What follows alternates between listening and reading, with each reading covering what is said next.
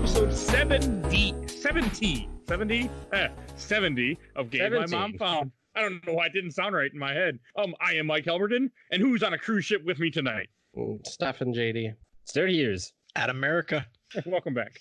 Thank you. I always appreciate being here. Hey, we brought you on not a terrible game. I don't think it's terrible. It's better than Penumbra Overture. I would like to sincerely apologize to Mike for clearly causing him some harm in the past. That's the only reason I can see that he would pick this game. I should say this was one of my picks. We needed a short game, and I'm like, let's play Resident Evil Dead Aim for PS2 because you can play it on an emulator and you can play it with a controller or a mouse somehow. And I don't know what I did to you or Stefan did to you, but I literally asked that before we started the show. Yeah, I'm bewildered by this pick. Yeah. You made me play Penumbra Overture. You made me play Beautiful Joe. Whoa. Do not talk trash about Beautiful Joe. It's a good game. I didn't make you play Beautiful Joe. I was going to say, Beautiful Joe is amazing. I just my mic right now. I was trying to fix my shirt. There we go. It's too hard. It was too hard for the show, and I suck at it, and I never beat it. It's the only game I haven't beaten on the show, so I have a grudge against it. God, I love that game. Got pretty close to the end, and I was just like, fuck this. Yeah, I didn't think anyone was going to beat it, but that's a whole nother episode. Yeah. So I picked Resident Evil Dead Aim because I hate my co-host, apparently. And for those that don't know, I'm going to give a quick little brief history. This is the fourth Gun Survivor game but it doesn't say, we should call it by its real name. Gun Survivor 4, Heroes Never Die. Biohazard. No. No. We don't ever get the good names here in America. So in case anyone's wondering, Stefan and I will be taking a tone of antagonism for this episode. Yes. They were not. So for those that don't know, this is a game that came out for PS2 in 2003, made by Capcom, of course. And what it was is they couldn't do. It's a third-person game. Published by Capcom, not made by Capcom. Made by Kavia. Something. Kavia. They literally gave him a shoestring budget and made him do it basically in a month. That's what it sounds like. Yeah. They also made it's the same company that made the Umbrella Chronicles game and Drakengard, and that's like their only real claim to fame. Drakengard is good. It's okay. It's better than this. Just play that instead. I can't wait for this episode to keep going. So those that don't know, so this game plays in third person. And then whenever you have to fight, or you're supposed to pull out your light gun, your Guncon, and start shooting the zombies. None of us played with Guncons. I'm pretty sure all of us played with emulators. I tried to track down a light gun, and I couldn't. I almost built one. I have a light gun for PS3, but that wouldn't help me. I know, Mike. Go ahead. I was just saying, basically the only good thing that came out of this game was while playing it, I was trying to figure out how I could make a light gun, and I've got a pretty good design in my head. So that might be happening soon. That would actually be fun to do. That's pretty strong. I know Mike's going to mention it, so I'm just going to get this right out of the way. Capcom considers this game canon. Yes. I have always viewed all over myself. Yeah, I have always viewed canon in video games as, you know what? Decide what you want to be canon. You don't have to follow the company's canon, and this is a perfect example of that because it's basically Leon and Ada Light. That's all these characters are. It's Diet Leon and Diet Ada, as I called them. It's like after after Resident Evil got, way better voice acting and way better characters, and then someone was like, hey, what if we do what we did in Resident Evil 1 and we just hire a bunch of Canadian nobodies? Can you do a Southern accent and a Chinese accent? Yeah. It doesn't have to be good. Yeah, in fact, it's fine if you just drop it halfway through and then pick it up at the end again. It's completely okay. Kavia made Drakengard 2, not Drakengard 1. Gotta make sure. So they weren't even, their claim to fame wasn't even the original Drakengard. No, which I played the original. Wait, no, never mind. They did have something to do with the original Drakengard also. Okay. You lied to me at first. I don't know. It doesn't matter. We should do Drakengard someday on this show. Forgive us for not knowing the intense history of Kavia, who I think their most recent game was one of the lesser known Nier titles. Nier Replicant and Nier Gestalt. Yeah. Which I don't know. I know what Nier is. I don't know what these two are, but they worked on two games that were canceled. Oh, it's a regular Nier is what it is. Okay. Nier. I don't know. Nier. However, Yeah, that's, it's the one that's the right way to say it. before Near Automata that came out in PS3 360 era. They made that game. I've never played any of those yeah. games. I don't own think it. it'll be on the show. They're too long. They did Bullet Witch, which I actually had a lot of fun really? with. Yeah. Okay, I know Bullet Witch. Yeah.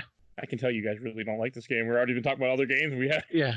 sorry. I Bullet was Witch looking came out in 2006, and Bullet Witch was a Xbox 360 game with a really cool cover. I had a poster of it in my room at one time. That's not surprising. Well, I also had a poster of Tina from Dead or Alive on my ceiling at the time too. So I will say that ceiling. there are things about this game that are hard to not, or it's hard to not like this game or like it because there's very little in it to begin with. I really liked it. Well, I'm so surprised.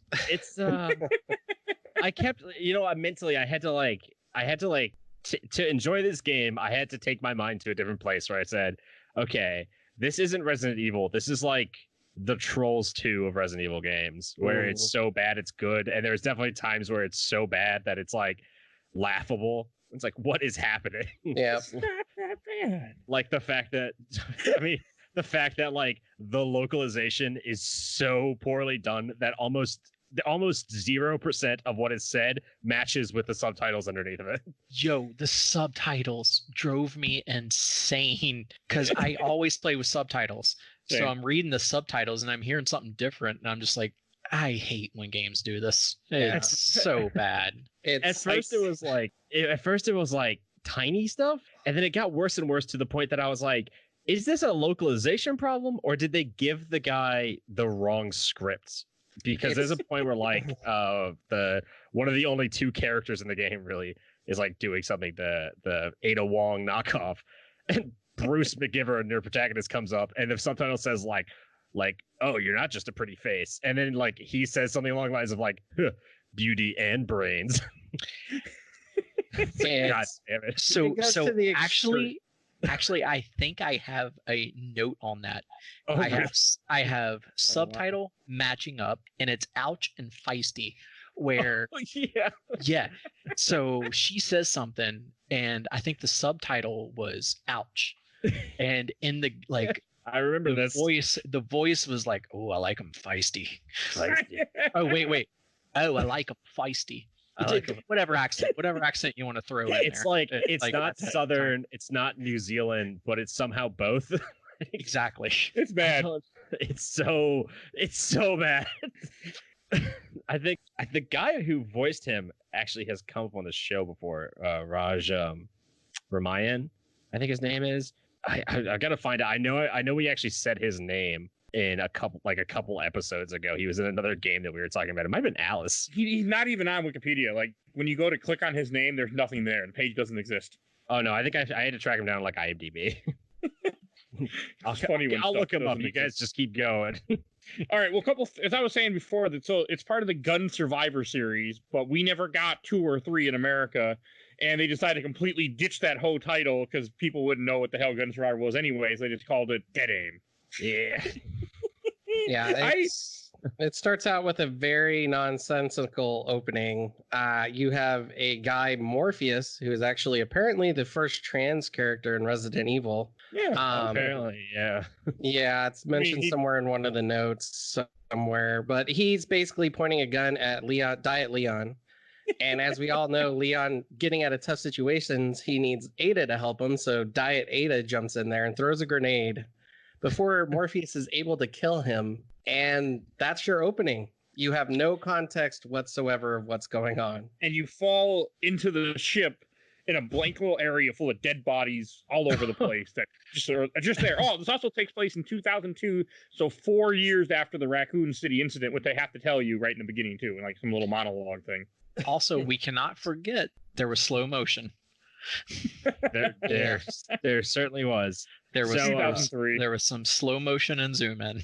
So this is why I know the name Raj Ramaya. He was a singer.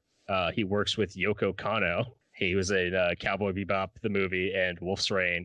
And if anybody saw that they just did like a Real Folk Blues like special performance with Yoko Kanno and Steve Blum on YouTube to raise money, Raj Ramaya was actually in that.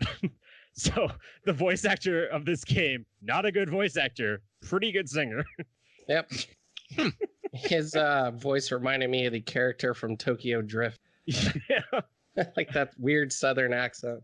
Yeah, Sean, whatever that actor's name is. Yeah. What's the weird thing is I recognize that those are such stupid movies. I know off the top of my head that his name is Sean Lucas. That's the name of that character. It's like everything he says is like slightly wrong, and that's why I was trying to think of it as like a Trolls 2 or like The Room situation where it's like a good bad movie. Just everything he says, like Fondling will like. There's a point where Fondling, who's the like Ada Wong at this game, is like they're like fighting each other and they take it like way too far. Like Leon and Ada are always like, oh, they're like kind of like dance fighting around each other. In this game, like he's straight like straddling her on the ground. Oh yeah, immediate innuendo for no reason. Yeah. And they're just like having a full conversation. And the entire time she's like, Bruce McGivern, I don't work with freshmen. Oh, you know my name? Yeah. Oh, what's that? I'm going to do a different accent for him every time. There you go. And he is a member of US Stratcom. It doesn't matter. It doesn't matter. No, it's canon. We canon. need to know this. We have to talk about it because it's canon. It's the biggest acronym for a dumbass name I've ever heard. US Stratcom, which is United States Strategic Command, which I'm is sure a real organization. Sure, you can rearrange that and get stars out of it somehow. Stars. Jerk It does off. have enough letters in it to make stars. There You you can go. make stars. A little extra. I mean, it's such a weird ass story. I mean, there's not a lot of story to it. There's kind of a brief, This. but it's. I was like strangely fond of this game. I didn't play with the mouse. One of our listeners, Adam, I think his name is. He was telling me you can use a mouse in the game. Like, okay, so I was looking up how to do it, but apparently on the emulator I couldn't figure it out, so I had to play with a controller. And this game is not made for controller. That's for sure. So I'll tell you this: I figured out how to play it with a mouse, and I ended up switching over to a controller. Oh, really? I probably should have done that. Well, so this goes into one of my things. There's absolutely no direction of controls or anything in this game. Oh God, no. They drop you in and they go ahead. So I'm playing on keyboard and mouse and I'm hitting one button and it looks like Bruce is guarding, which later on I figure out, oh, you can actually use that to counter things. Oh, you can? Mm-hmm. Yeah. So if you time it right and you hit where he throws the gun up and you can strafe, you can actually counter. Yeah. Which I didn't find out until like the alpha boss or whatever. Which is really weird because I feel like this game was a breeze to run through. I don't think a single zombie was able to grab me, even when I like brushed shoulders with them. I don't think Never I once.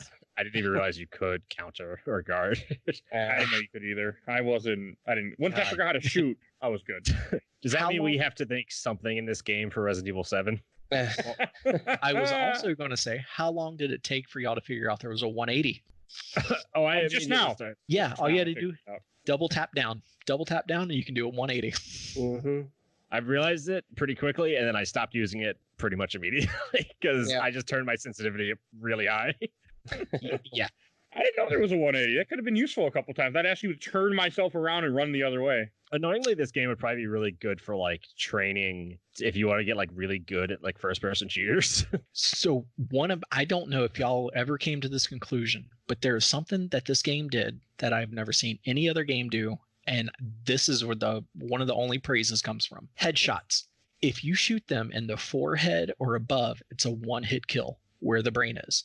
But if you shoot them in the forehead below, you could shoot them 5-6 times before they died. Oh wow. Yeah. So like there was instances in the sewer where this is where I figured it out, that they couldn't climb stairs and only like part of their head was sticking up above the guardrail.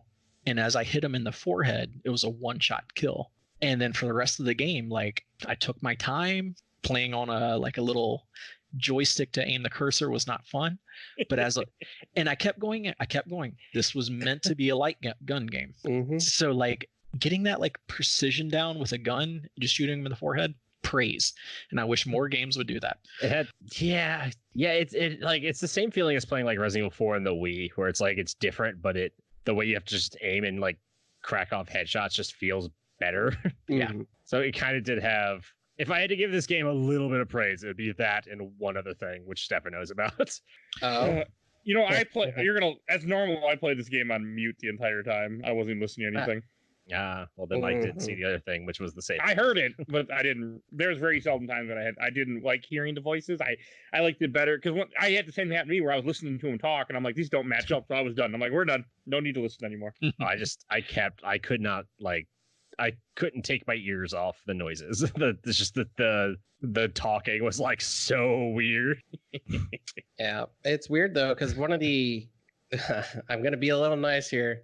One of the good things about this game is its save room theme, which I don't know if it for you guys, but it reminded me of Day of the Dead, like that soundtrack. Yeah, it's oh, I can hear it now. She said it. It's like the one thing about this game that's like almost like widely accepted to be better than anything else in Resident Evil is that save room music. Everyone loves that save room music, but you got to get through a whole lot of game to get that save room music. Yeah. There aren't even that many save rooms in this game either. Like you're kind of first. I think there's roughly one per level. Realistically, this game is what, like hour and a half, 2 hours long. Yeah. If you want to burn through it really quickly, you could probably get through it in like an hour. He beat it. Stefan beat it in what, 30 minutes or so, or 40 minutes? Well, that's what it said. I want to say it was more like an hour. Oh yeah, it probably. I mean, mine said an hour, but I was using a guide. But I was also, so I know that wasn't accurate either because it took me longer than an hour to go run through this game.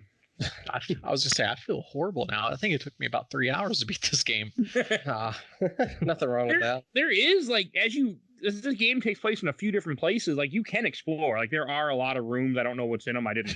If the guy didn't tell me to look in there, I just kept going because that's how I play all Resident Evil games now. But there are a lot of places to go into. I'm assuming some just have ammo. And like when I was reading the guide, it said like, okay, be careful with your ammo. It's a Resident Evil game, but really don't need to be that careful. Like I was maxed out on ammo all the time. You don't even need to shoot anything. You can literally run past everything except for the bosses. I want to say maybe the hunters. Maybe you have to shoot sometimes. Maybe the hunters are badass. You mean the Battletoads? The Battletoads. Yeah. The first one jumped at me and ninja kicked me, and I was like, "Oh my god, I want more of these in Resident Evil." Don't forget the torpedo kids. Yo, did you have one scared?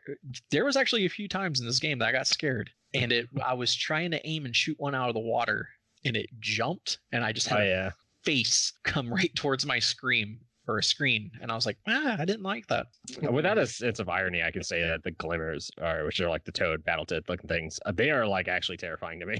I don't know what it is about them. Maybe it's that they just have like, do they have like eggs instead of eyes? Are there's like glimmer eggs on their face? I don't know what they are, but they're just so creepy looking. They remind me of rad toads from another game. They look like something out of like Stalker. They're so creepy, and they're surprisingly fast. Which, once again, I couldn't shoot some of the enemies because they move so fast, and my cursor was just not having it. Like I wanted to play this game with a light gun so bad. Me too. I wish I could have. Which brings me, how do you play this game with a light gun? How do you move? How do you turn? I read about it. You hit R1 like you do in the controller, then you switch to the gun, then you shoot, then you go back to the controller when you're done shooting. Jesus, what? Yeah, I'm not kidding. That's how you play this game. You have to play with the controller and the gun if you were to play it the real way, where you put down the controller, pick up the gun. That can't be true. That's got to be.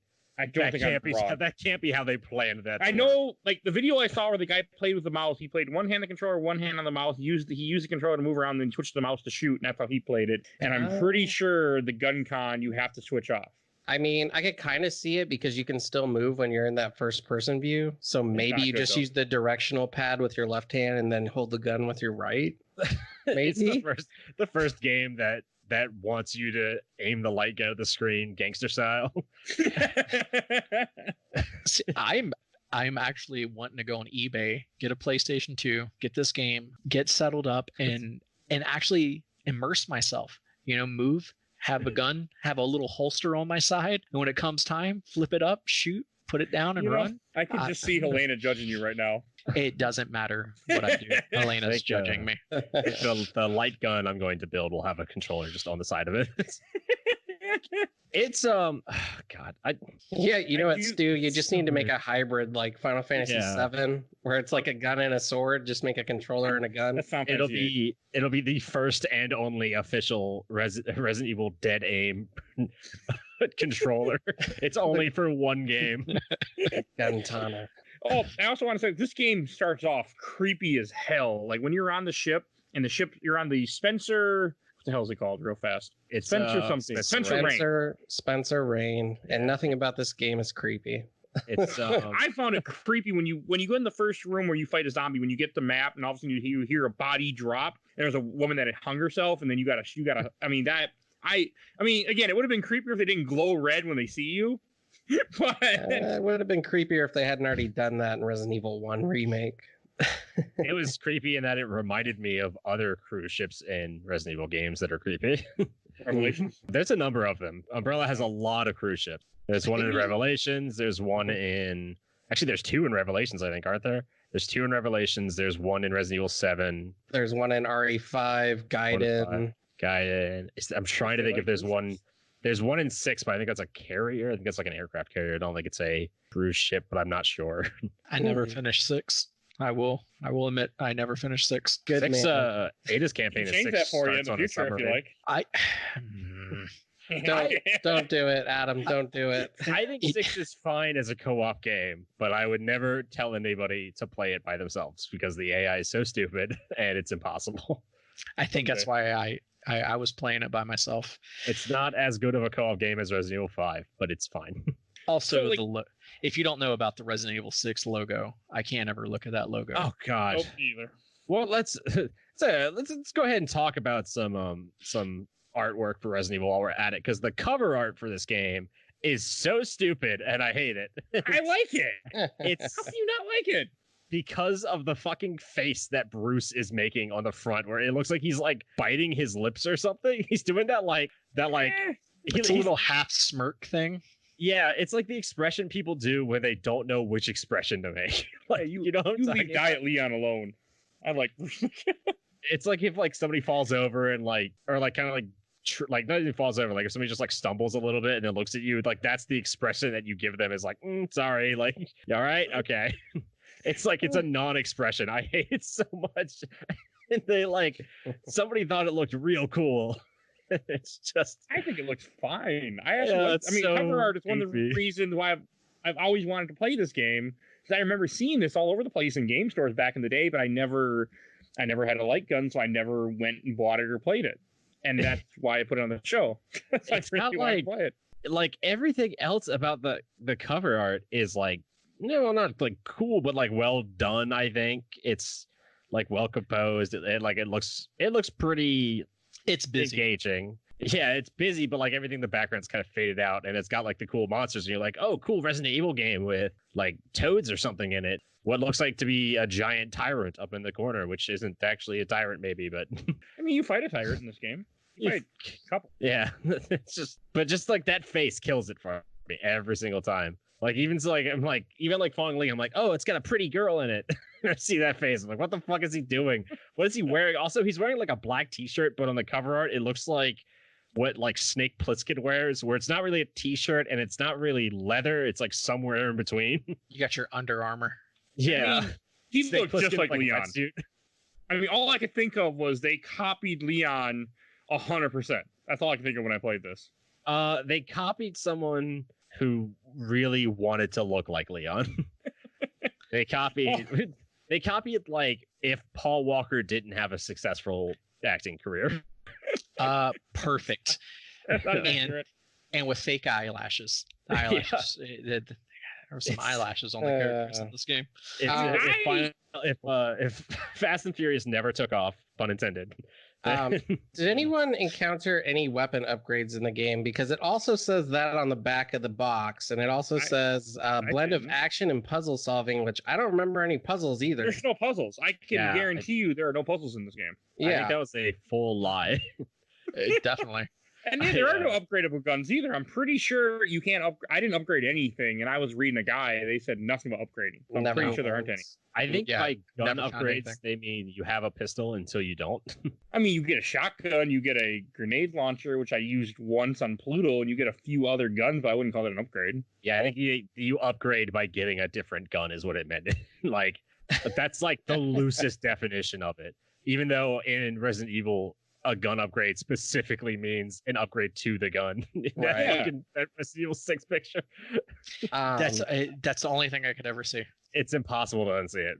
Yeah. And if you don't know it, then I don't know what to tell people. Just once, if you ever seen it and you don't know what it looks like, then thank God for you. You're I wish I could go back and could unsee that, but I could never now. It's impossible not to unsee. Just a little refresher for you. I'm gonna move us along a little bit because I don't want to talk about this piece of shit all day. Basically, shortest episode ever. So this game gives you absolutely no story whatsoever. Occasionally, you get a little note, a la Resident Evil. Story? What are you tropes. talking about? But worked for US Stratcom, and Fondling worked for somebody. I literally had to go to the Wikipedia. MSS. No, on the Wikipedia, you find out that both of them are trying to go onto the ship and get something off of it because apparently Umbrella thought it was good to transfer BOWs on a cruise ship called the Spencer Rain, which kind of gives away that it's them. But it'd be like if Amazon collapsed because we found out that like Jeff Bezos was like secretly selling weapons to all these different countries, and then you saw a cruise ship sitting in like a Florida inlet, and it was called like the Bezos Extreme. Yeah. But there's someone should check that out. Yeah, and for some reason, Umbrella got fed up with this girl called Morpheus, who it's the guy for now. Okay, well, it starts off as a guy, basically, part of the Kingdom Hearts collection attire. I can see. Oh God, yeah, it's if Bruce is knockoff Paul Walker, then Morpheus is knockoff Sephiroth. Basically, but basically he constructed, and this is the most ridiculous thing ever. He constructed the T virus and the G virus to make a new virus with electrical capabilities. What's it called? What's that virus called, Stefan? I don't even fucking remember. To be honest. It's a combination of the T virus and the G virus, and it's cleverly named the TG virus. Oh God. It's literally T plus G virus. Equals electricity. And they also equals in this canon, they have it where Morpheus was the one that caused the whole incident at Raccoon City, which is bullshit. Also, so never mind what happened to Resident Evil 0. It is canon. He wasn't even like a researcher for Umbrella. He was like a guy who ran their like sanitation department. Essentially, he was like in the canon of the game. He was the guy that like got rid of zombies. He was a former director of an Umbrella waste disposal site. Yeah, I guess you could argue that in Resident Evil 3 remake, that big like acid tank you get to at the very bottom, like he ran essentially that kind of facility. Yep. And it's just it'd be like if it's like if Finn the Stormtrooper was fucking all of a sudden turned into like the next Darth Lord. It's just like, no, I worked in sanitation. And he was fired for gross negligence, which essentially it's like he was like the scapegoat for the Arclay incident. I don't think he actually caused it. I think they just blamed it on him.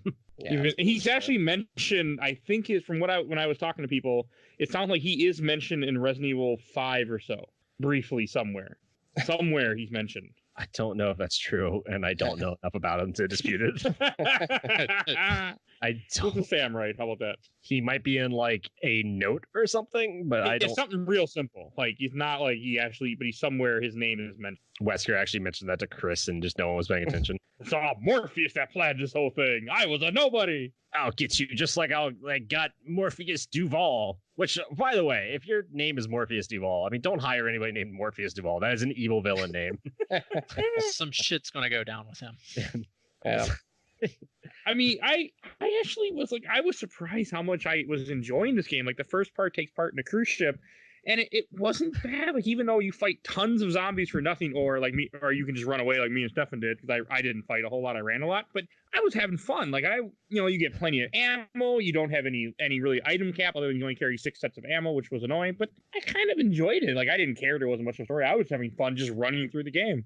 I was really surprised. Yeah, there's a little segment too where Morpheus is kind of like the tyrant, and he chases after you room to room. Yep. Okay, we started to mention this, but like we were saying before, he is the first trans RE character, I guess, because after he gets shot. That's true. Is there another trans character? Well, I don't think. I think it's more like how I took it was like he's more meant to be boobs. like a. Well, he does have giant boobs. Like there are points. Yeah, where I wouldn't say giant. I've seen there a C cup. Well, that's not there good. were points when I was playing where like he was chasing me, and at some points all I could see on my screen behind me was just the boobs. I didn't see his model. I just saw the boobs enter the frame, and I was like, "Oh, time to leave." I mean, he does chase you. Like, there's a small part where he's actually, or whatever it is chasing after you for this little bit of time, which is it's kind of intense. I mean, I just ran. You don't really have to do anything, but it was cool. Like, it was cool to see a tyrant that's actually intelligent of what's happening. I took it to be like really cool. He was like hermaphroditic. Like I guess frogs aren't, but can frogs be? I think frogs can be, right? Cloaca. They just say mutated him into a feminine-looking creature, is what it says in Wikipedia. I took it to be like him being like a hermaphroditic, like asexual creature that could produce by himself. Essentially, he was trying to make a tyrant that could birth tyrants. Maybe, I don't know. Because they always say he, they don't say she in here in the Wikipedia at least. So I don't know. I took it as when I saw that happen, because this is a like his form of a new greater virus. That virus turned him into like a mother figure, where this would be like a mothering of something else. But that was just me after 2 beers going, I need an explanation for this. The only reason I don't want to call him trans is I don't want to do that to the trans community, because it's like it'd be like the perfect example of like we've introduced a trans character and they're the bad guy. It's like, okay, it's like you're not trying that hard. I liked it. Like, I liked the fact that you fight him when he's a tyrant. You fight an actual tyrant for a little bit. That's supposed to be that. It's Tyrant 091 is his name. Let's do this introduction of this tyrant. You're running down a hall and you just see a big giant orange hand slap you in the face through a window. That is the first time you see this tyrant. You don't even see it. And the next time you see him, Bruce is like, "Hey, we meet again." Hey, it's me, Bruce the Giver. Hey, yeah, you slapped me in the face a while ago. I've got a gun, and it's like a samurai edge, even though I don't have anything to do with stars or Raccoon City. I don't know why I'm using this gun. Just why the gun is in our logo. I don't know why. There is something that I hate about Resident Edge is in the logo. Please. Our logo. This brought something into all the Resident Evil series that I now realize I hate. You have first off, I love Morpheus's tyrant version. Loved it. It was amazing, fast, deadly, electric claws, smart, intelligent. Loved it. And then what happens when you kill that tyrant? They turn into a just hideous blob that takes up the whole screen. Yeah, that seems to happen with every single big bad guy in Resident Evil after a certain point where they're like, what should his second form be? About giant flesh monster. And like, okay. Yeah, which I don't know if I was reading too much into that monster, the way it looks, but there's like these holes and there's these phallic things that come out of them. And I was like, is this like a trans thing? I don't know what's going on with this design. You know about the final form? Yeah. The final form was fucking terrible. That was the worst part of this entire game for me. I died a few times. See, it looked like a frog pooping out a human face. I'll tell you why you died. Probably the copious amounts of seizures you had while shooting off a assault gun. I had to close my eyes as I played that. Yeah, I used the assault rifle for this part too. Very few games, like I've mentioned this before, how I got like an inner ear thing, and so VR games always make me dizzy. This game was making me dizzy, like really dizzy. I don't know if I could play this game again, which sucks because it wasn't the worst like combat. You're welcome. It wasn't. It wasn't the worst. And it was just like I kept getting, the further I got, I just kept getting like more and more. Like I kept getting like vertigo, and I was like, I gotta stop. It's too many flashy lights. Like, just calm down. I went through on that final part. I went through like 300 bullets with the assault rifle because I had like 3 clips I was saving up for, and it said use the assault rifle, and I went through so much ammo, and I still didn't. I ran out of ammo because when you fight this fight, a giant like frog can coming towards you on a pathway, and the door won't open until you beat him because video games, and he pops out these red heads that look like babies being born. You have to shoot the red head, and then he'll back up like in a normal arcade. I was kind of freaking out for a second because I was like, wait, was that the final boss? I don't remember now. That's the final boss. I already Pretty forgot. much. I mean, I don't even remember how this game ends, to tell you the truth. Explosion. Yeah, explosion. The Yeah, two it's- people who aren't in love end up making out. Yeah, and I mean, like, it just ends. Like, the game, you beat what's his face? Morpheus. Yeah.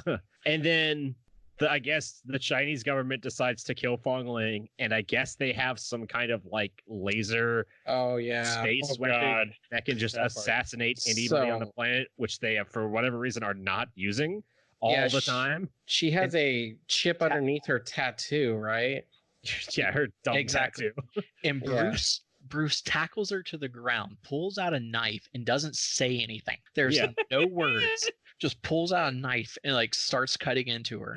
They've And, known like- each other for 2 hours, all right? They don't need words anymore. I think this is like the third time he straddles her too, isn't it? Every single time they've met. And I'm like, sure there 3 was some times. slow motion involved yeah. as well. Yeah. They've met each other 3 times over 2 hours, and that's enough for them to fall in love and just constantly be on. Like, both of them are just clearly way too horny to be like spies. Like, it's a problem. If you send out a spy and you come back and they give you a mission report and they're like, it was awesome, I like totally straddled this Chinese trick like 3 times in a row. You're like, what? We sent you to find a little container. What the fuck? Cut You her know how many- tattoo off. Awesome. Do you know how many that boobs part I saw when the- in this mission? Yeah. First it was this mutant boob, and I was like, I'm not about this. But then there was this Chinese girl, and I saw her boobs, and that was Oh fantastic. god, I love the idea of like frat boy James Bond getting back and be like, "How was your mission? Awesome! Like no dudes whatsoever, only boobs. Nice." So like, God.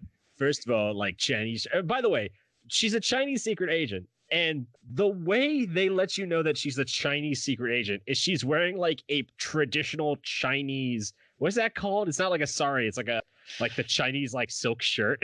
Yeah, with That's like the best way to buttons on phrase the it. sid and Yeah. yeah. Little cut. That like it's like low cut and sexy, and There's a it's just like- dragon. There's a dragon on there somewhere. there's a dragon. That's not what spies would wear. Like I get like, yeah, Ada's always kind of sexy at the beginning. Like even Ada's like, oh, I better put on a pair of pants for this mission. Fong Ling's got this like low cut Chinese silk dress that's like traditional. It's like, you're a spy. Maybe don't like telegraph the fact that you're Chinese by looking like a stereotypical Chinese Like that agent. part that you're talking about, like she walks into an open room when you're in like a waste disposal facility. She looks up and the satellite is shooting a laser down on her, and Bruce has to jump and save her. It is the dumbest shit ever. Yeah. Like it is. We didn't It's even not like mention there's 20 lasers that form into one, and she's just staring at it. Yeah, it's actually that happens in another Resident Evil game. I think that happens in Revelations when they take out that island or I need whatever. to play Revelations really bad. But Revelations is better than this game. yeah, It's not saying a whole lot, okay? we should mention though that you do jump back and forth between whatever that guy's name and whatever this girl's name is. Leon Kennedy and Ada Wonky means, right? Bruce McGivern. Bruce. And then if we're gonna go on the whole Chinese thing, Long Ling. Yeah, Fong Ling. Yeah, Fong Ling. Fong Ling. Ling. And they are the 2 characters that exist in this game. Morpheus. There's Morpheus, who is like Resident Evil bad guy, and that's it. Everyone else is all dead. you see.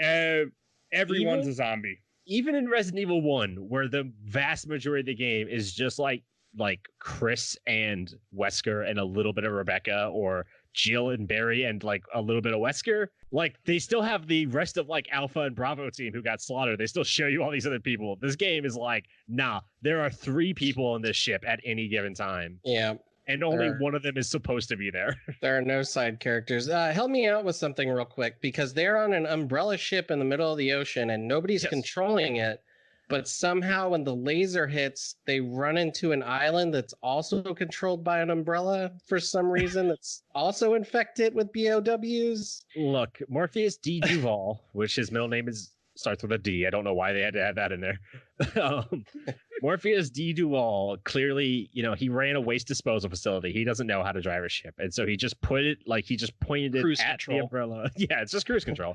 It's speed 2 cruise control. He just pointed at the umbrella island and was like, all right, we'll get there eventually. Also, we keep calling it a ship. It's a waste disposal umbrella facility, so it's a garbage barge. This whole game takes place on a garbage barge. And there's the missile factory, the missile place too at the end, whatever the hell that is. It's a garbage barge. And you have the benthic laboratory also where you're running around too. Yeah, I like the lab a lot. Just breaking down the story of this game gives me a headache. So in this world, the Chinese government has spies. And clearly enough of their spies have defected that they said we needed some foolproof strategy to take out our spies just in case they went rogue in the middle of a mission. We have no way of knowing that they went rogue. We've just decided that they went rogue and we're going to kill them because we're the Chinese government and fuck them. You're going to shoot them with a laser. So we give all of our Chinese spies a little tattoo of a star with a dragon in it. So that way everybody knows they work for us. A tattoo, something that's easy to hide. It's like prison style rules. And you have to put it on your arm where it's visible so that way the laser can see it. And we're going Make to sure put your uniform is sleeveless. You have to wear a sleeveless uniform, and we're going to put a giant laser in space that specifically is programmed to target our fucking secret agent tattoos with a little chip just in case they go rogue. How many agents have gone rogue that they decide to put like a nuclear laser up in space to take them out? A lot. Like, is it like every day, like they came in and they were just like, how many did we lose today? Oh, we lost like 3 more spies today. We need to build a $20 billion laser. Yeah, how's the space laser going? Guys, we're running out of bullets and silencers. Can we just build an orbital strike? It costs us $1 trillion to fire it every time. But I'm swear, guys, I'm tired. There's zombies out there. That dude now has boobs. I'm not fighting that. Let's just strike it with. There's a ship and there's like a naked lady walking around on it all day, and I don't get it. And it's just like they're just like giving up. Like I don't just fucking oh god. You know what it is? It's the laser gun you get from in like Fallout New Vegas, the one you have to build with the solar power plant, like the Orion laser. Oh, yeah. It's that. They built that specific, but they only use it. I guess they only use it to take out their agents. Like do they have to sacrifice? Like, let's say they want to use it for like a political assassination or like to win a war or something. So they have to send one of their secret agents behind enemy lines to go like hug the enemy general. Like, all right, take him out. Hey, don't let go. It's so stupid. Make sure your tattoo is visible. Yeah. You call like okay, we're gonna send you in. You're gonna be the honeypot. Yeah, right? this is canon, Capcom, but you never mentioned the giant fucking laser in the sky ever again. Yeah, Sure, hey, it's canon. Pirates. Sure. Hey, we've got to take out Wesker. Is there any way to take out Wesker while he's alone on top of this fucking volcano? I can't think of anything that we gotta have have. a guy punch a rock. That's the way you do it. Punch a We rock. better send in one of our best agents and not use our giant space laser. Can we just have somebody fly over and drop a rocket launcher? Just Also, it takes place like right after the ArcLight. Like realistically, this is like what a couple weeks or months after ArcLight incident. 4 like, years. Oh, it's 4 years. 4 years. So this is after. This is before Resident Evil 4. So everything after Resident Evil 4 could have been solved by giant space laser. Also, the reason why they made this game is because they couldn't make on PlayStation any more Resident Evil games really at the time because it was kind of locked up with Nintendo where you had RE4 and you had Resident Evil 0. So that's partly why they did this random shit. Well, it's clear they were trying to milk the series. I mean, just look at this. I mean, it wasn't bad. I actually had a lot of fun playing this game. It was like it was And it was cheap. short. It was cheaply made. It was That's okay. like the one thing that you can definitely say about this was they had a little bit of money and they were like, fuck it, give it to some studio and we'll just have them make whatever they want to make for Resident Evil. Oh, did anybody see the necks? How messed up his neck is? Oh god, it's anytime a character moves, like the cutscenes in this game weren't awful, but they were just the actual cutscenes were not pretty bad. pretty good. Yeah. I mean, for the time they were not bad. It was just so like it was like awkward because it was like the hair fit, like they clearly spent the majority of their budget on like hair physics. They're like, we need Bruce McGivern's hair to be flowing 24/7. That is the selling point of this game, is that his hair is constantly going to be waving in the wind, even if he's inside where there's no wind. It's like it's like The Office where they just put that one guy in like the closet and he's just the hair guy, just working on it. It's just every time, like he gets off Fong Ling and she runs away, and he just like snaps over to the side, and some guy comes out and starts styling it again. It's like, we got to get it perfectly messed up. It's like the cutscenes were fine, but then like the hair was like so overproduced, where I was so distracted by it. I was like, why is that like almost like 5 or 6 years ahead of its time, and then everything else is like a couple years back? It was just so odd. I don't know. Another thing I do want to say, like, this game, as the game takes place in different areas, like, I think the settings are kind of cool. Like, I did enjoy shooting a zombie and seeing the blood splatter on the wall when I shot him with the shotgun on the wall. Like, I enjoyed that. Blood splatters also always great. Having a zombie fly against the wall, actually hit, crumple, and blood smeared on the wall looked good. I was impressed. Yeah, there's a fuck ton of zombies in this game too. This is kind of the only Resident Evil game that's done that, really. I mean, by the time we got like good blood physics in Resident Evil games, which is like not until, Resident Evil like 2 remake, really, of blood physics like looking really awesome, the zombies just became too powerful to be flung up against the wall.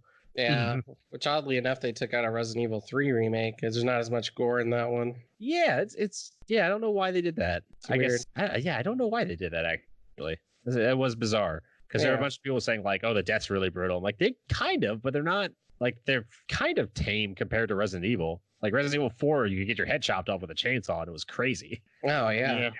I guess there was, like, the butthole vor monster in Resident Evil 3 remake that would, like, suck your head up into its butthole and take you over. That's a thing. I have no idea what you're talking about. Well, just Google vor later, and then... Sorry. Don't Google that. Oh, but we should mention there are actually a couple bosses in this game. We mentioned the electric tyrant. You fight twice, or kind of. Well, I guess there's one to the end. You fight a giant fat guy with his head exposed named Pluto, like a giant zombie, but his brain is, you can shoot his brain. I actually figured out that boss in like 2 seconds. If you just shoot his head, he'll like sniff around, and then you just wait for him to stop and just shoot his head again. You just do that until he dies. I didn't do that. He took a while. I was going to say, I had the most trouble with him. He's like the fat version of the Wolverines from Resident Evil 4. Yep. And then you also have a giant ant queen thing or wasp queen, or some kind of giant queen thing you can shoot to help. I just stood there and shot it. I don't know what it was, but it was definitely royal. It looked like a queen bee or queen ant, some kind of queen. Kind of looked like Alexia and Code Veronica. I don't get that reference. I know. You will. What do you mean I will, huh? Well, it's going on the show. I don't ever want to play that game, okay? Just like you don't want to play Zero. God, I can't believe I'm about to say that, but that's a better Resident Evil game. I was going to say, I'd prefer Code Veronica over this. Yeah. I would rather deal with Steve for 6 hours than Bruce for 1. I prefer this game. With this game. This game is like, one thing that we were kind of mentioning, like, you can skip a lot of zombies if you want, but if you do skip zombies, you can get overwhelmed, which I did a couple times, and then I just reloaded real fast. But you get like surrounded. It won't matter, because if you play this on easy, you can take a fuck ton of hits before your health goes down, and you get so many healing items. It's great. There's definitely a time where I like walked through a door and all of a sudden there were just like 30 zombies behind it, and it was like, it legitimately shocked me when I walked out. I mean, they have a lot of parts where zombies will break down doors and come charging through, but the best part about that is when it happens, you just turn around, run the other way, and go through other doors, and it's done. You don't got to worry about it. I'm gonna ruin that giant bee monster for you right now, because its name was Halbert. What? Halbert. It was supposed to be named after like a halberd, like the polearm, like the medieval polearm weapons. Well, that doesn't make no damn sense. But I guess there was like a translation issue, and so they're called the Queen Halbert, and it's just like the dumbest name. The second half of this game, you're all trying to stop a missile launch. Where was the missile launch even headed? I can't remember. Umbrella Island, I guess. I don't think it explains it. No, I felt like I had no information the entire time this game was happening. Like, I knew that Morpheus was the bad guy because he had white hair and was wearing a big leather coat. And other than that, I was like, I don't to ignore the missile to save Ada or Fong Li that he just met and now is in love with. The Morpheus keeps mutating and the missile hits him, destroying him because he's so big. Yes. Yeah, absolutely. That's so stupid. Yeah. Duh. And it kind of implies, like, it does the typical ending where they jump off into the water and there's the explosion. And you're like, oh no, they're dead. Just kidding. They survived because they were underwater. And now they love each other. Which I didn't even realize this until I was reading that apparently the last place you're in is underwater. It's an underwater facility. At least they didn't make me put on a wetsuit and walk really slow in the water. So A+ for this game. I just looked it up, and this game takes place at the same time. It takes place in 2002, the same year that Leon S. Kennedy and Jack Krauser are on a mission to South America, and I think I would have rather played that story. Yes. And Dark Side Chronicles.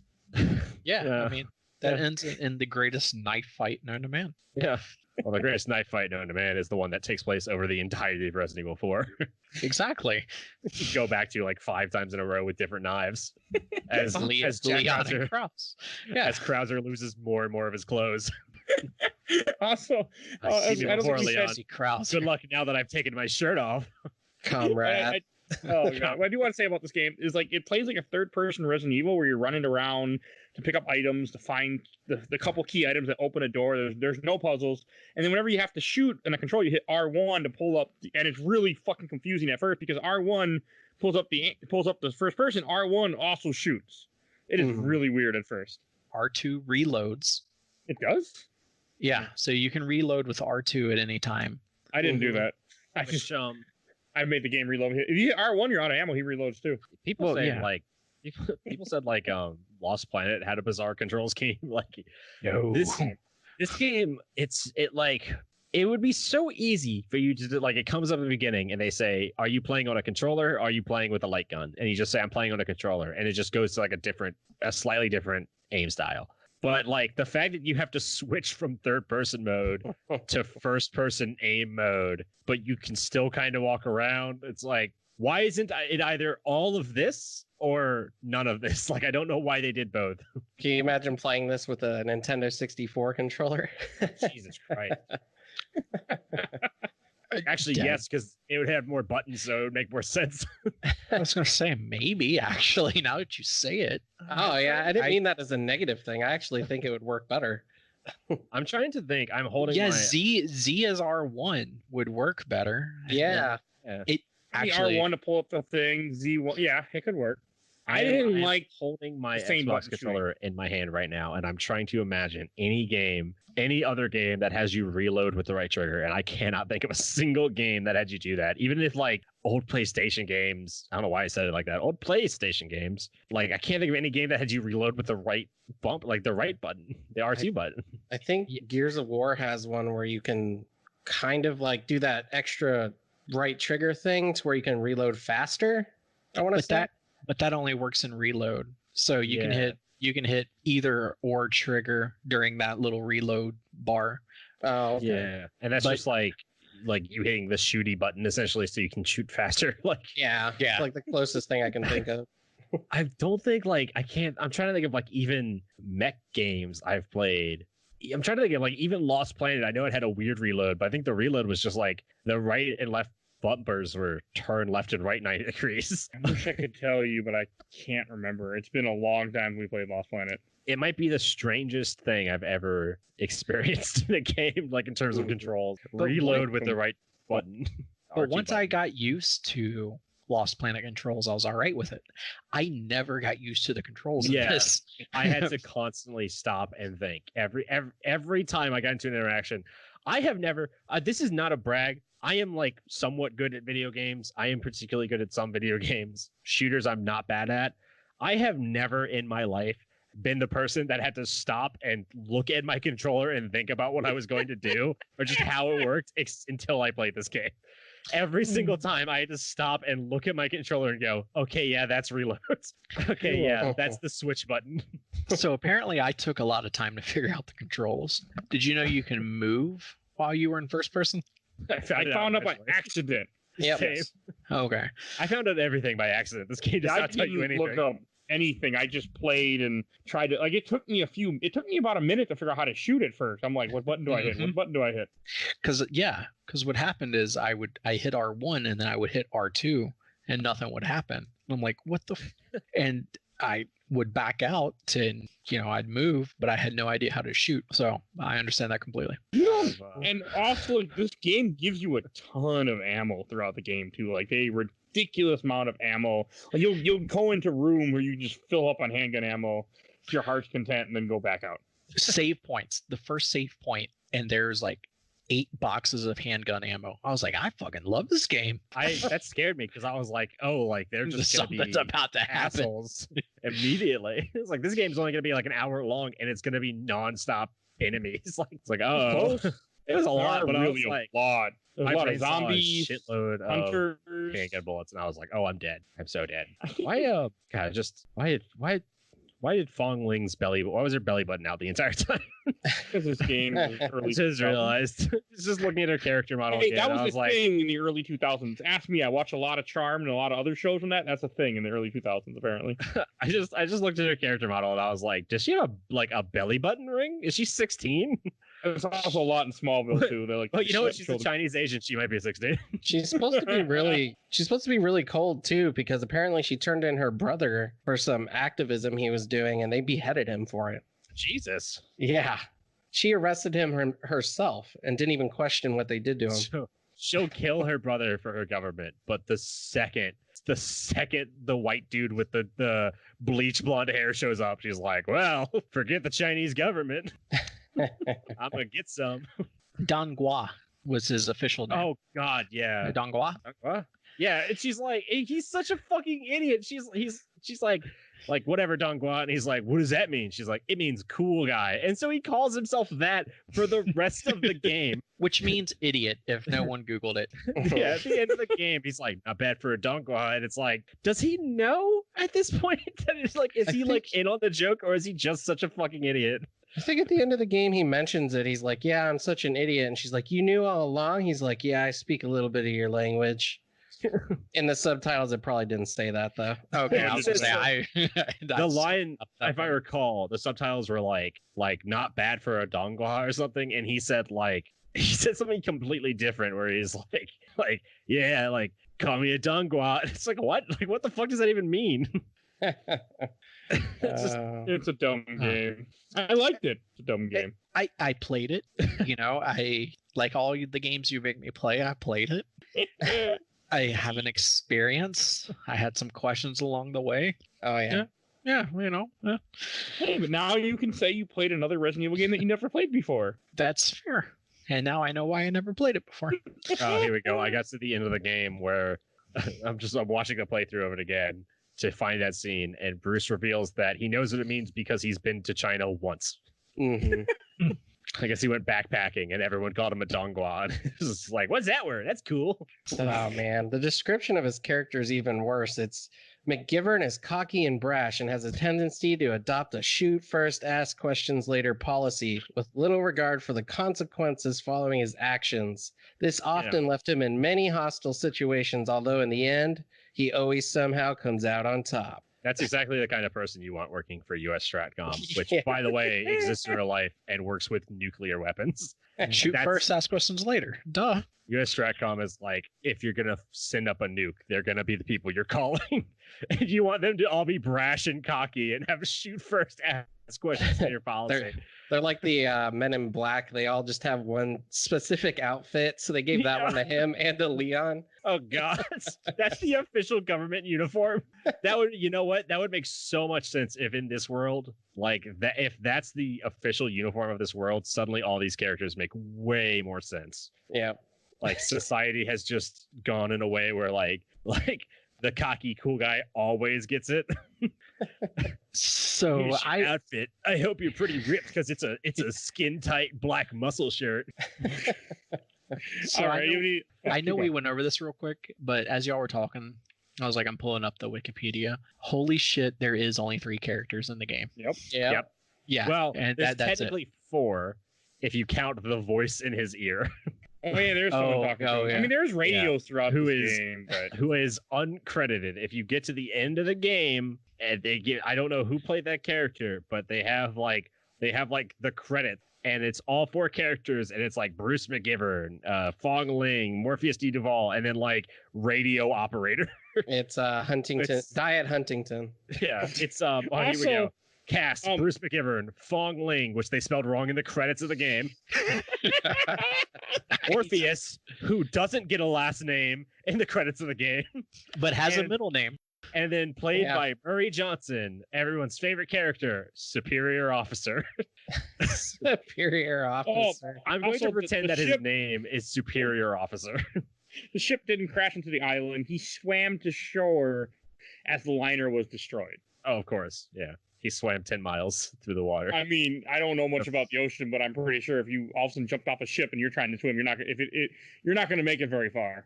No, not based on water physics. Not the little I know about how water works. You should know because you live on a beach. Yeah. If you jump off a boat, you got to jump pretty far. But we're talking about a guy that shoots first and asks questions later. This guy is trained for this. Every leap is a leap of faith because he just has his eyes closed constantly. All right. Anything else you want to say about this game before we go to questions? I actually have comments and memories. Do you really? I completely forgot until today. I went, oh shit, I haven't posted that yet. I actually got a bunch. I actually do have like one more nice thing to say about the game, and that's that the inventory screen. I actually really like it. I don't know. Absolutely.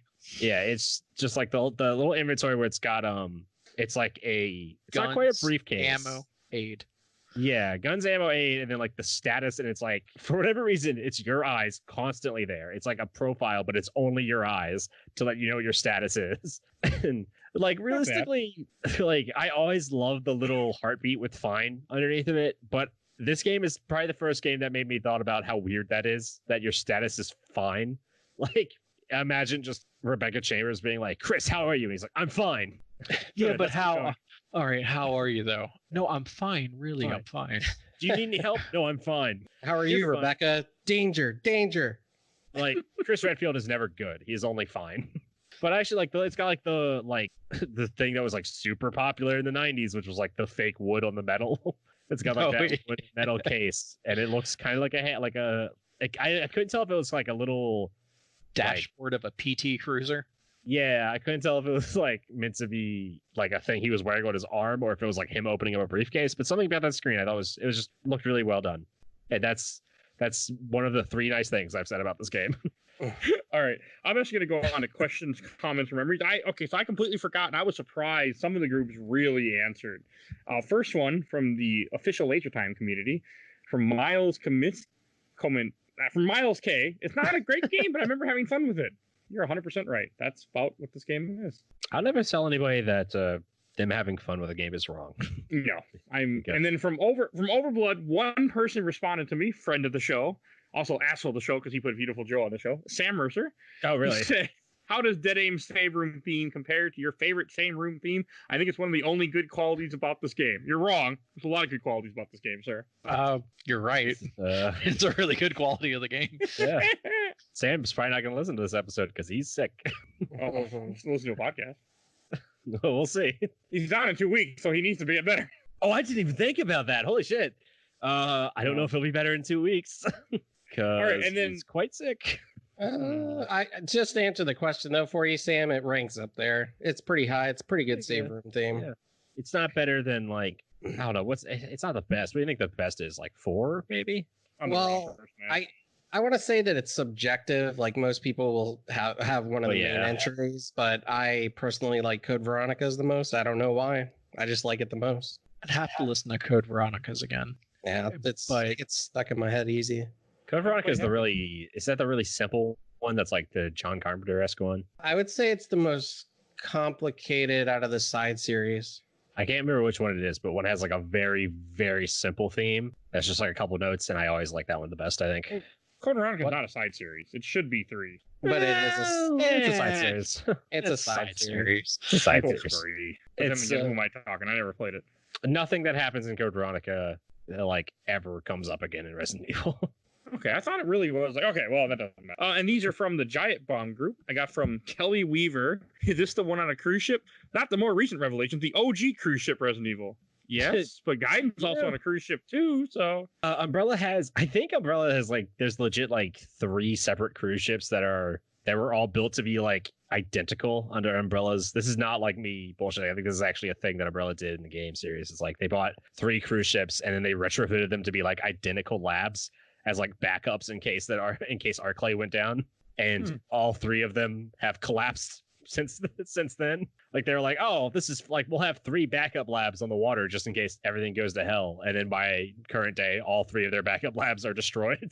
Yeah, I like how they just use them though for like, they'll send somebody in to like just watch how the BOWs work. They're like, well, I just see this as a win. Like we lost a ship. It's fine. We'll figure something out. Sir, Wesker, they've killed the BOW got loose. It killed everybody on the ship. Excellent. It works perfectly. We can't capture it as intended. All right. From Jordan Shearer said, I was so excited for this game when it came out and actually remember loving it quite a bit. I highly doubt it holds up at all, though. I think it holds up. From Andrew, up in the wrong way. From Andrew Rafaliski? I don't know. Starring not Leon and not Ada.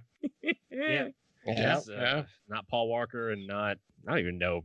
Fong Ling just shouldn't be a character ever again. Lucy Liu? Maybe it was Lucy Liu. I guess, this game came out in 2003, we said? When did the 2003. Lucy Liu was really big in the early 2000s. You might be actually right on the money with that. Yeah, she was. Because she was in Charlie's Angels. Charlie's Angels just got remade. Bill. Yeah. Like almost that, I think that same year, actually. There was that other girl too that was in Rush Hour 2 and Crouching Tiger, Hidden Dragon. I forget her name. She was pretty big for a while. Yeah. God, what was her name? I'm looking it up. I was gonna say, can we just stick with Lucy Liu since we know her name? Yeah, we'll just say Lucy Liu. Okay, a couple more I want to read from Brandon Housen. Is it a sequel to Survivor? Yeah, it is actually. It's RE Survivor 4. Heroes never die. I guess since it's canon, it's technically a sequel to like Resident Evil 1 and Resident Evil 2 as well, you could say. if it's cleaning up that storyline. And this one from Travis McCrory Gardner. I really liked it, but I rented it. Played it like 3 times through in 2 days. Probably would have been upset if I paid full price for it. One of those times that I realized what a run was, remembering what items were where and when to use them. I remember that a lot of people at the time didn't like it, but the first playthrough was a slog. It got more and more fun the more familiar you were with the game, which I can definitely see that. I could see this being a really good like running game. So I'm actually an idiot. Are you thinking of Ming Na Wen? So you thinking of the other Asian American actress? Yeah, that's her. Yep. Yeah, she wasn't in Rush Hour 2. That's why I was confused. What I was about to say about this gentleman's question is, when you used to rent games and light gun games, they would actually give you the light gun. Yeah, at certain places, and that goes back. I want to know how this game played with the light gun, because if it was fun and it's a shooting game, like I think about the Vampire Knight or whatever. Yes, something like that. I looked at it and I saw it. Yeah, Point Blank was one of my favorite series. Like I bought all the Point Blank guns. Playing this with a light gun might skew my perception of it now. And if it was good shooting, I might have played it again. I just have a question with light gun games where, is the game actually fun or is it just fun because of the light gun? I mean, like, that's kind of... I've played a lot of, it's not time splitters, it's time crisis. Time Crisis. I have played so much Time Crisis. Every time I went to CC's Pizza, they had a Time Crisis machine, and I played I probably, no joke, spent I probably put like $20 just into that game alone every single time I went to CC's. Like that was basically all my allowance was Time Crisis, and it was only because they had that really cool light gun that especially in the later series, they added the light gun that actually recoiled. And the slide would slide back every time you shot. I was like, oh, these are the best. This is so cool. And I was like, I don't know if this game is actually fun or if I'm just having fun because of the light gun peripheral with it.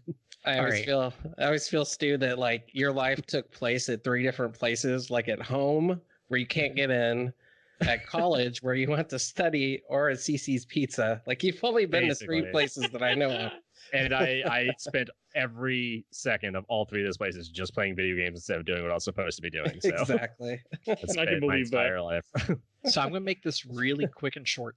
I used to be assistant manager and assistant technician at an arcade at Massanutten. Time Crisis was the game that got played by the employees the most. Awesome. Because it was fun. It was just good. It was a solid light gun game.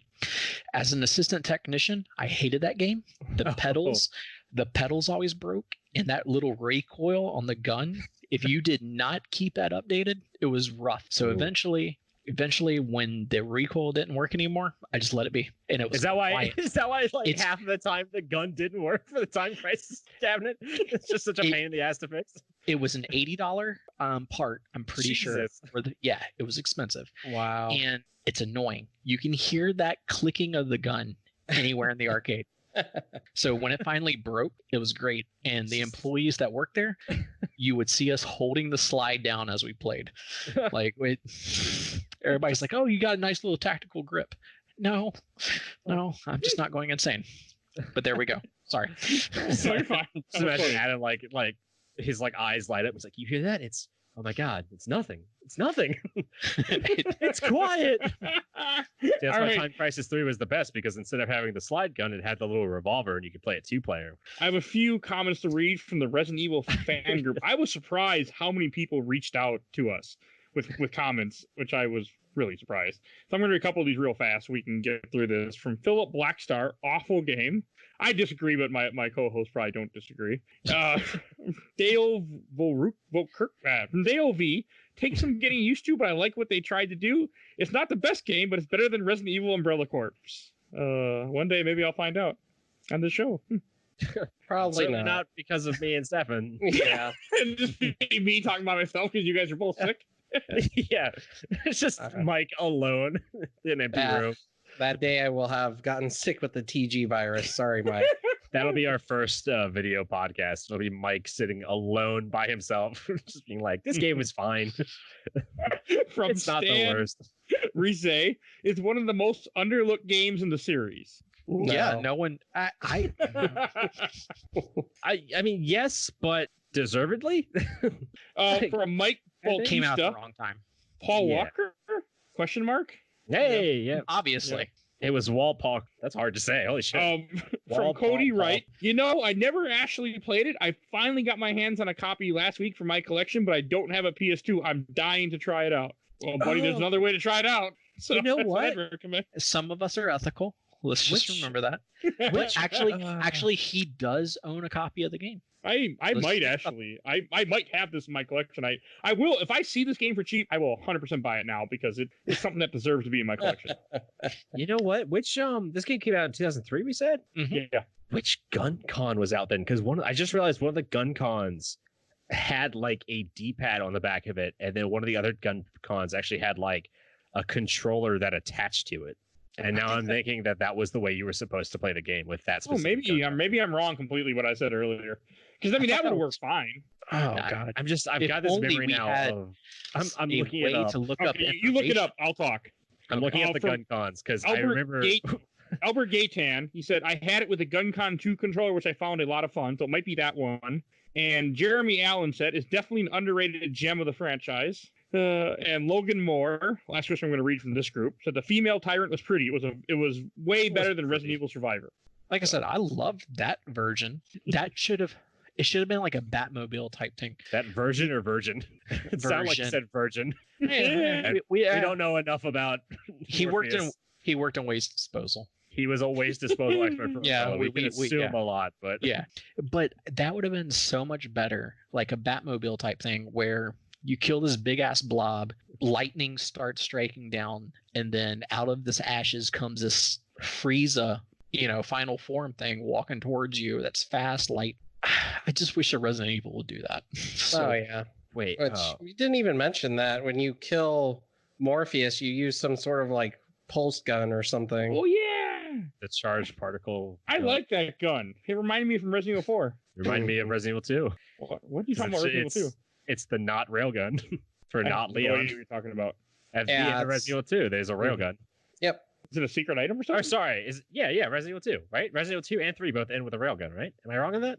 Resident Evil 2, I thought, ended with the quad Shoot. rocket launcher from the first. Yeah. Only Resident Evil Yeah. 3 ends with a railgun. Yeah. No, there's a railgun in two. There's a There's railgun. a secret weapon? Yep. Oh, that's But it why doesn't, I like, I only. The end of Resident Evil 3 very specifically is a railgun. 2 was before I was emulating it, so I had a harder time playing it, and I played it legit. Oh man, I'm very confused because I looked up the Guncons, and both the Guncon 2 and 3 both had a start and select button on them. Both the 2 and 3 also had a button labeled C3, and I don't know what that could be.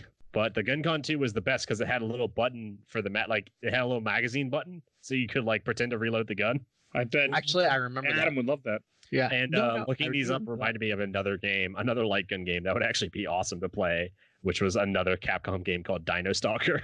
Yeah, I might put it on the show. I'm waiting for Capcom to remake that. Hey, Yeah, they'll remake Dino Stalker before Dino Crisis. No, sorry. I was thinking Dino Crisis. Dino Stalker is a game just like this, but with Dino Crisis theme. Yeah, it's Dino Crisis light gun. But I'm waiting for a Dino Crisis remake, and I'd be all over it. I want us to do a whole episode where we like each find an arcade and find one of these games. Just talk about that. Like if we can, I know for a fact that I've got a movie theater near me that has Time Crisis 4, and I think it still has Dino Stalker in it. I really want to do an episode on it, but it would require us to like go to an arcade. Hey, that's it. It's just that's for Time Crisis 4, which came out in. Yeah, also I think that might have. I think Time Crisis 4 or PS3. Yeah, Yeah, but that's the Guncon that you were thinking of. That's the Guncon 3. controller. Yeah, it has. Yeah, and you can't. It's hard to tell in this picture because the one Mike showed us is orange, but if you look at the back of the slide, it's got 2 buttons and a little analog stick. That's what that is? So that I could see that working where you could control your character and then just not have to pick up 2 controllers at the same time. I don't know why this is Hunter Orange, but yeah. All right, got a last couple questions to read for this episode. Hunter From Orange. Ray Allen Perez. Is there any way to play this game now? Unfortunately, no. Unless you play it the way we played it. It doesn't. They never re-release it, and they never will. I mean, if you can get your hands on a copy of it somehow, get your hands on PlayStation 2. That's a lot of work. And preferably a CRTV. Yeah. That's the other problem. Yeah, you actually can't. Yeah, I'm not sure how the light guns work with the Guncons work. I assume it'll work with not a CRT TV, but there is know enough to be definitely sure. some issues. There's some modifications involving infrared. CRTVs are the best. There can be ghosting and whatnot on plasmas and LEDs because of the function of the way they work. if anybody, I didn't mean to just like burp tea into the mic. I was just trying to agree, but if anyone doesn't know how Guncons work, you should look it up because it's actually really interesting. I think if you're interested in that kind of thing, Oh, it's fantastic. it's like a fascinating technology. Simple and quick. It takes a picture of the screen. Okay, It's really cool. 2 last things to read, then we're going to be done with questions. From Jamie Myers, best save theme of the series, which a lot of people seem to say. Yep. And last one from Christopher Tweed. It was pretty easy for a Resident Evil game, but still, what was still pretty fun. I would say its only downfall was playing it for the gun, but the gun itself was enjoyable. Was paying for the gun. That was the downside. I just thought, is this like the Dawn of the Dead remake of zombie games where everybody has like the 3 nice things to say about it and that's it? Where they're like, hey, it's okay. I like that cover of is it Let the Bodies Hit the Floor? I like that cover. I like the opening shot. The rest of it's okay, I guess. I mean, I love the headshot mechanics. Yeah. I like the headshots. Yeah, like that was amazing to me still. It's surprisingly fun in ways. It definitely gets old very quickly, I think, personally, but You guys ready to go to Shelf or Box? let's talk about Guncons for another half hour. You probably could, but I don't want to. That's it. Hunter orange, the black, the matte black. I think Hey, I already did a 4 last week. there Was was a a 4 purple one. 4 hours and 15-minute podcast. I'm trying not to let that happen again. You get the Konami justifiers that have like the bright blue and the bright orange for player 1 and player 2. And right after I say you're talking about Guncons. No, I'm not talking about Guncons. Guncons are PlayStation. I'm talking about the Konami justifier, Mike. What the fuck is a Konami justifier? It was the one that looked like a Python revolver. Mm-hmm. When you say gun names, my brain just goes, what? It's the one that it looks like the a gun pistol. from Walking Dead. Okay. looks like a pistol. Yes. I'll With the relate- little round thing. Anytime I name a gun from now on, I'll name the gun and then I'll name what it's known for. You know, the Jericho 941 FS. What? The gun from Cowboy Bebop. So, Stu, how about you? Shelf or Box? Oh God, I don't know. It's hard to say. It's really hard to say. I think I would have really enjoyed playing this game more if I had like a light gun for it. If I had like a little Guncon for it, I think I would have found that like way more interesting. So I don't want to say I'm just putting it in my box because it does a couple things right. It has that great save theme. It has some cool mechanics in it. It has a couple. It hits in ways that I wasn't expecting. If I had a Guncon with it, I think I would have enjoyed it way more just for what's the word I'm looking for? Just for like the SNGs.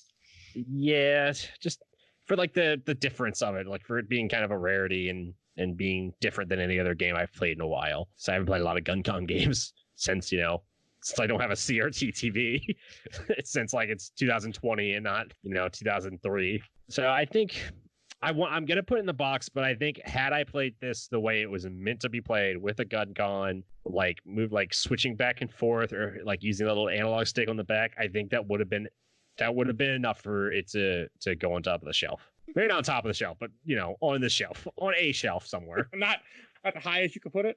I wouldn't have thrown it away.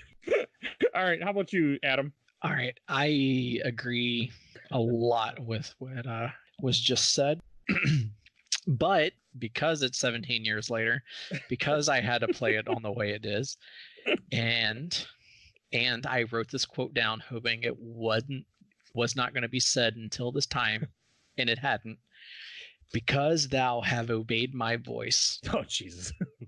It goes in the box. Is that from it or something? Yes, you have to record Morpheus' voice at a certain point to open the door. Yeah, and so that's what it is. He just says, because thou have obeyed my voice. Kind of was a puzzle, I guess, right? It was taken from Resident Evil 3, so... Yeah. Yeah, but Resident Evil 3 was to get into like a secret lab in a hospital, and this is to open up a garbage ship, so, Yeah. Simpsons did it. Slightly different connotations there. But yeah, it's in the box. How about you, Stefan? Oh, sorry. No, you're good. You're good. I thought it was done. I'm like, wait. I actually went into this game wanting to hate it. There's actually nothing really to hate because all you really do is just run from place to place. You don't really have to shoot anything. Nothing really gets in your way. No doors are really locked. I mean, they're all pretty much open. All you do is just, it didn't bother me. Just go here, grab that thing, kill that thing in your way, maybe if you feel like it. The story made absolutely no fucking sense whatsoever. There's actually even a note in the game that says, I'm really bored on this ship. And I said, yeah, me too. There's, I don't know, like it's weird because I really liked the music, but the actual game, I didn't find it offensive. Like Mike said, it just was whatever. I beat it in an hour and then it was forgotten. Kind of. I had to retain some of it for this show, but it's a beige wall with a red dot painted on it. Yeah, it's like oh, that's kind of interesting. I mean, the rest of it's like, but that one thing is kind of interesting to look at, I guess. Yeah, I don't know how to feel about it. It's just gonna go in the box because I don't care enough for it. I don't want to say it's a bad game. It's just so middling and weird, and I don't know. I didn't hate it outright. So yeah, it's going in the box. Okay, and I'll go last since I figure we should end with a positive note. Like I wasn't sure what to think about this game. I didn't know what to think when I first started playing. I was like, oh God, why the hell did I pick this shit? And then as I kind of got into it, I'm like, you know what? This is fun. Like you can easily beat it in one sitting. I mean, I didn't. I beat him out 3 sittings, but I really got into it where I just had fun just playing it. I mean, once I understood what I was doing, I was running along, shooting zombies. I was, pleasantly surprised that we got to play a game that was nice and short and easy for the show. And it's going on the shelf, and I'm so glad we got to talk about it and played it, and I will never think about it again after this week. Yeah. I can't wait to make Mike play like the Die Hard game as revenge for this. Wait, the Dreamcast version where it was a beat 'em up? Yo, one of my favorite games. No, sorry, not the Dreamcast version. The PlayStation. The PlayStation. The shooting, the light gun one. Yeah, I can't remember the one that doesn't work. I'm trying to remember what it was called for Dreamcast because it wasn't called Die Hard. But in the arcades, it was called Die Hard. That's a good game in arcades, the beat 'em up one. Oh, it's one of the best games. I've never beat it, but I played it a bunch in the arcades. The shooter one was called Die Hard Trilogy 2, Viva Las Vegas. Oh God, that sounds terrible. Yippee-ki-yay, mother. Vegas. Oh. Yeah. All right, I think we should introduce what we're going to be talking about next week, because we're actually doing another kind of or not a game related episode. We're going to be talking about speedrunning with a speedrunner, Blake Hummel, who's been on the show previously, but I can't remember what game he was on. I forgot to look this up before I started talking. Yeah, Resident Evil 2. No, it wasn't Resident Evil 2. That's the first one he ever started speedrunning, I think. No, but what he was on an episode of this show before. Oh, Can't remember what it was. You don't take good notes. It's in my notes. I just didn't look before I opened my mouth. You know how that works. You talk, I'll go back through like the history of our fucking.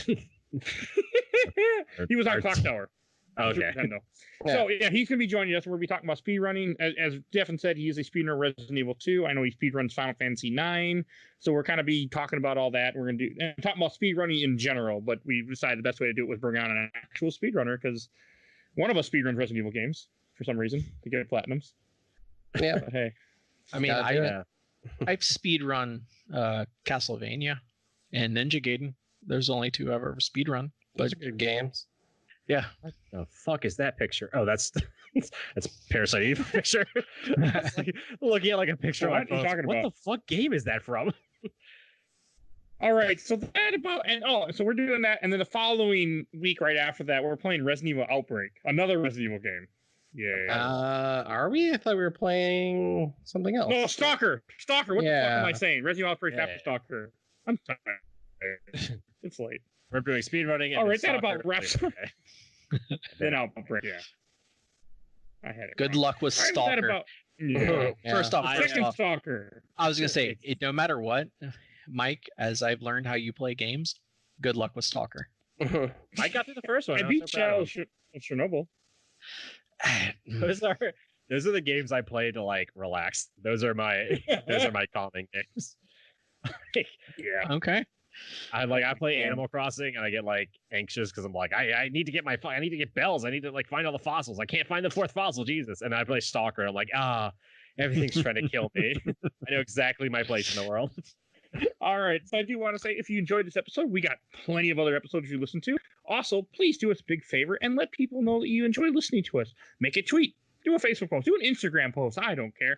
But let somebody know and recommend the show to someone, because that's the way that we can grow. And the thing you can do to really help us out is help us grow. So let people know that you enjoy listening to us, that we're awesome. Because I know we are. We're awesome.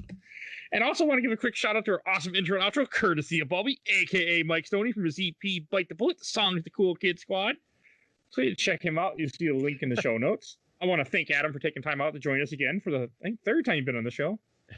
Yeah, I think 3rd or actually 4th. I think me and Helena might have done a split episode, but whatever. I love being on the show, so thank you. I appreciate it.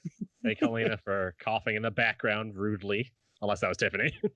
No, Tiffany's off sitting there playing Switch or something. No, it was probably Helena. I remember hearing coughing. I was like, oh, there you go. We can credit her on the show. Yeah, she needs attention. That's all it is. Featuring Helena's cough. And you just gave it to her. So thank you. Helena's cough sounds like a David Cage game or something, doesn't it? Helena's cough. Helena's cough. Oh my God. The famous words of Helena from Heavy Rain: grab him by the balls and give him a vice grip with the ball, something like that. Or Helena from Resident Evil 6. Yeah, my sister. That's my impression of Helena. That one day. So I also want to say, please follow us on Facebook, Instagram, Twitter, where I'm usually posting images of upcoming games. Not on Twitter as much as I should be, but please follow us on there. And I think that's all we need to say about for tonight. Yeah, this took longer than it had to. It took longer than the game took to play. Definitely did. All right, we will see everyone next week. Bye, everybody. Yep. Enjoy.